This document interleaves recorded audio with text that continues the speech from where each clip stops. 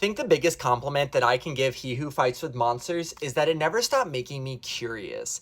This was my third lit RPG after Dungeon Crawler Carl and the 2-Week Curse.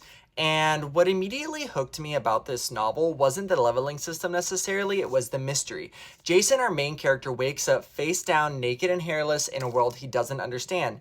And he survives a series of increasingly bizarre encounters involving a shovel and a blood cult ritual gone spectacularly wrong, and then spends the opening of the novel discovering what kind of power he's actually going to awaken. Going in blind is kind of essential, since this book promises us a morally good man with a bad guy set of powers, and that reveal and teasing out what his power set is and what it becomes is one of the most engaging parts of the early story, and I genuinely think it's best experienced without any spoilers. But once our footing is grounded and the pieces are in place, the novel shifts gears. It becomes much more traditional in its adventure story roots, and while I enjoyed Jason's relationships with the friends and mentors he builds around him, I also felt the pacing begins to stretch the novel out. The middle section, roughly the heart of the novel, is where I found myself a little less invested.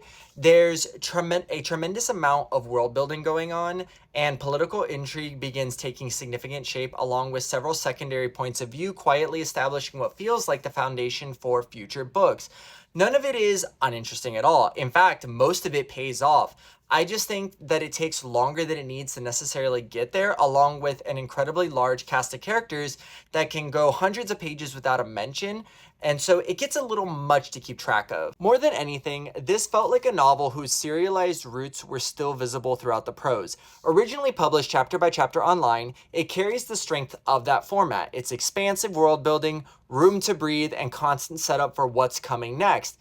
At the same time, I couldn't shake the feeling that a traditional editorial pass and trimming could have just shaved a few hours from the audiobook and the overall book, and this would have created an even tighter, more focused experience. As you can tell, she's a chunker. All that being said, I never stopped enjoying myself. Jason is unapologetically confident, almost to the point of becoming a wish fulfillment protagonist.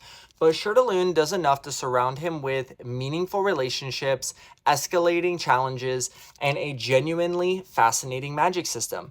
And by the time the final act arrived, especially with the emotional loss surrounding one of Jason's earliest allies during the astral conflict, the story reminded me that beneath all the progression systems and fantasy mechanics, it still knows how to land an emotional punch. Ended He Who Fights with Monsters with 4.75 out of 5 stars. I'm genuinely excited to see and continue with book 2, and even more excited that I'll be meeting Shirtaloon himself at a signing next week in Orlando.